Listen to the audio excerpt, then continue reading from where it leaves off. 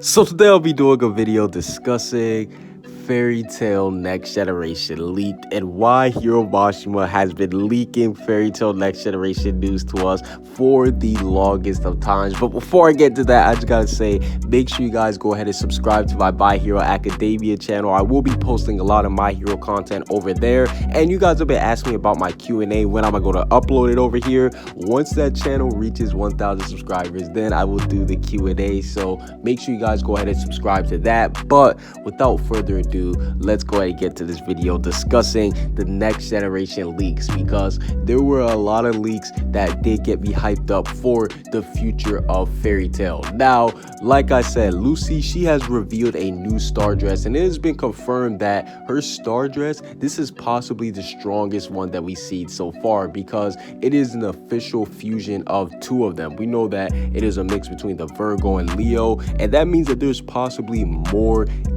combinations that Lucy can actually use, which does get me excited, because what if there's like an Aquarius, Cancer, so on and so forth. But the good thing about Lucy's star dress, the one that she just got, is that she can't control the power fully. Now, that is kind of a bummer, but at the same time, it is good because it leaves us room for Lucy's character growth. It means that she'll be able to develop her power, or somebody else may be able to develop that power. I'm going to discuss that later on. But the fact is, Lucy, even though she does have this new power, it doesn't make her super overpowered. In fact, we see that it doesn't even last long because it consumes a large amount of magic power. Lucy already having to have out the celestial spirits on top of that, that just goes to show you how strong she is just to be able to wield this form. And speaking of strength, we have to put some respect on Lisana's name, because she revealed a new beast transformation. Yes, a nine-tailed transformation. She basically turned into Naruto, and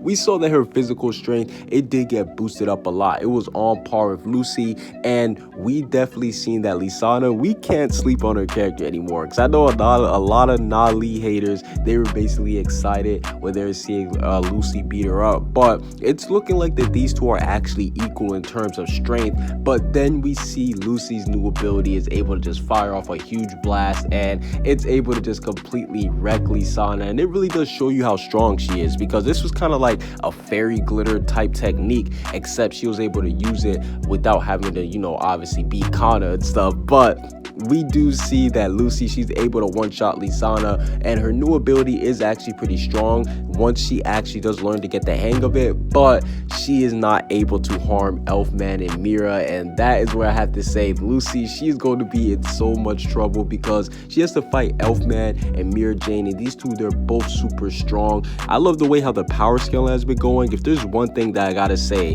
Hiro Mashima, this arc that he's in right now, the Battle of Fairy Tail, it definitely is used to fix the power scaling, and it's making it a lot better in this arc. Every single character, they're looking like just amazing with their new abilities and stuff. And Lucy, now that she's revealed her new star dress, it makes her stronger, but it doesn't make her overpowered, just because she can't control it yet. But once she's able to control it, she will definitely become one of the top tier characters in the series. And speaking of Lucy, we see that Wendy, she's actually on her way to help her, so that's actually how I think that she's going to be able to defeat Mira and Elfman, with the help of Wendy. And like I said, this all goes back to the power scaling. This is going to be amazing, seeing Wendy finally going and showing us what she has, because she's been looked at as the prodigy of the group for Fairy Tail, and we all know that for Fairy Tail Next Generation, Wendy, she's going to be like the older sister type, the older character for Nashi and the others. So I definitely do think that it's hype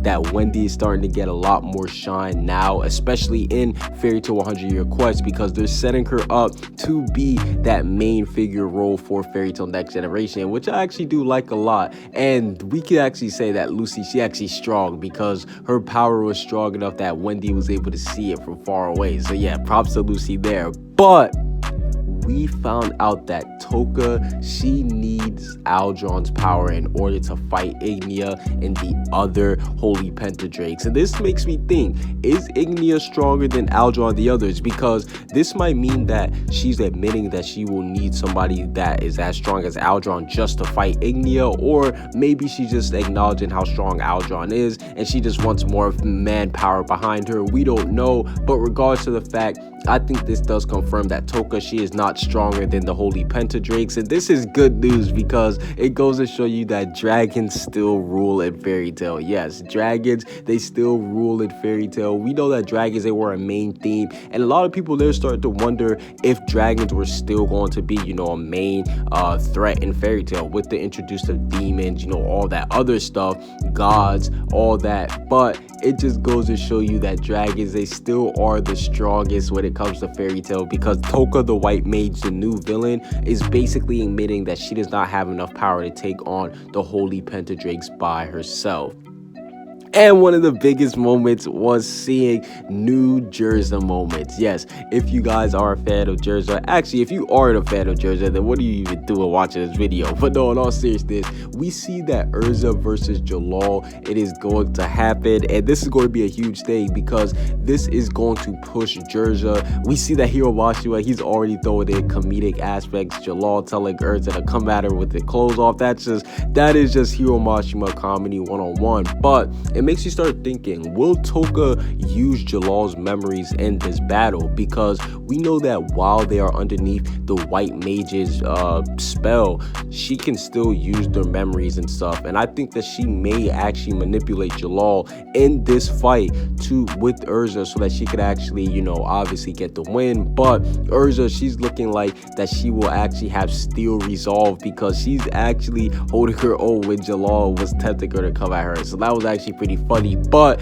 this still does confirm Jerza for Next Generation, because we see that now one of the most underdeveloped relationships is finally starting to get development, and I definitely do like where this is heading. So I definitely do have to say that Jerza for Next Generation is getting a lot more hype because the relationship is starting to develop more. I still do think that there will be one of the final relationships to come together, but it is now looking on the more and more bright side.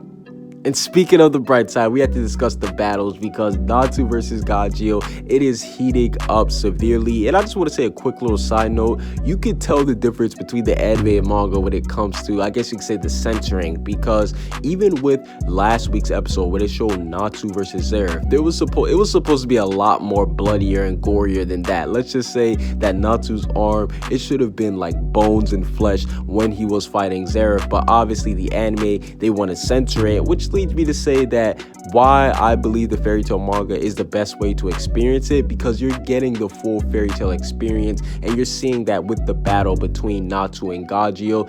And we're seeing Gray, he's getting pushed to the limit by the Thunder Legion. And let's just put some respect on the Thunder Legion, because a lot of people, they sleep on her, they think they're weak, all this other stuff, but no, they're easily pushing back Gray. And I definitely gotta say that the Thunder Legion, I got a newfound respect for them. Freed, Big Slow, they've always been strong, but with Evergreen on top, that is just overkill. And we see that Gray, he can't even use any of his ice magic thanks to Freed, which does lead into Gray's new power. I guess you can't call it new, but his new ability that he's showing us, and that is Gray tapping into a straight devil side of his magic. Because like I said, he can't use the ice part of the devil slaying magic, so he's only forced to use the devil side of that magic. And he even says that don't blame them for what happens. And this is more news, more hype news for Fairy Tail Next Generation, because it is actually delving into the whole concept of devil slayer magic, because we didn't really know too much about devil slayer magic besides the fact of Silver passing it down to Gray.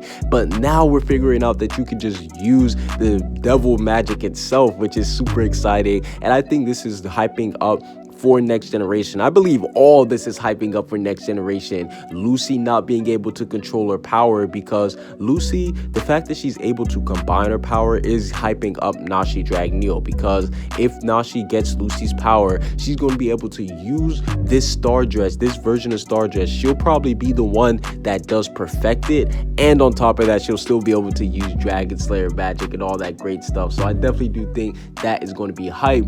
But then we have to look towards looks great in his Devil Slayer magic, because like I said, I definitely do think he's developing this. Hiro Mashima, he's developing the Devil Slayer magic so that Gray can pass it down to Storm, similar to how Silver passed it down to Gray. I definitely do think he's going to keep that tradition alive. And the last but not least, we're getting huge Jiraiya moments, which just screams Fairy Tail Next Generation come right now, because Hiro Mashima, the fact that he's still writing relationships goes to show you that he's preparing for the new Fairy Tail spin-off that will come after Fairy Tail 100 Year Quest is done. But overall, what are you guys' thoughts on the Fairy Tail Next Generation leaks? Are you guys excited for the setup for Next Generation? Are you guys excited for 100 Year Quest? Because once 100 Year Quest gets animated, I think everybody could agree that this will be either the best or the second best series of Fairy Tail, only because Next Generation might be able to top it. But I am loving how Fairy Tail 100 Year Quest is going. It has been 10 out of 10 every single 2 weeks that we had to wait, and the fact that it's setting up Next Generation makes it an 11 out of 10. But that's basically it for this little video. Comment what you guys think down below. Subscribe if you haven't. Peace out.